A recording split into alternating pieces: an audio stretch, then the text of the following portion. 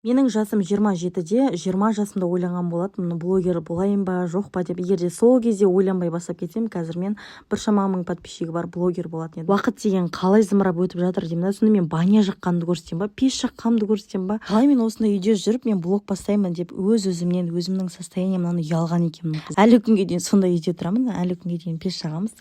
Жер үйге көштік. Астана қаласының тұрғынымын, 2 балам бар. Осылай блог бастай алмай жүрсе, менімен бірге болыңыздар, бір-бірімізді просто так қолдайық. Мен ешқандай эксперт емес, просто өз блогымды жасап, өз өмірімді шынайы көрсеткім келеді. Жақсы телефон алайын, одан кейін бастаймын. Қолымда телефоным простой, жақсы үйге көшейін, ішінің барлығы элегантный болып толтырайын, содан кейін бастаймын. Балам өссін, одан кейін бастаймын. Күйеуім рұқсат берсін, одан кейін бастаймын. Оның барлығы қыздар просто так сылтау екен. Менің парақшама міндетті түрде тіркеліп кетіңіздер, және де лайк, комментарий жазып, өз ойыңызды бөлісіп кетіңіз. Алдағы уақытта өте қымбат білімдерден алған сабақтарымды, инсайттарымды осы каналымда сіздермен бірге бөлісетін боламын.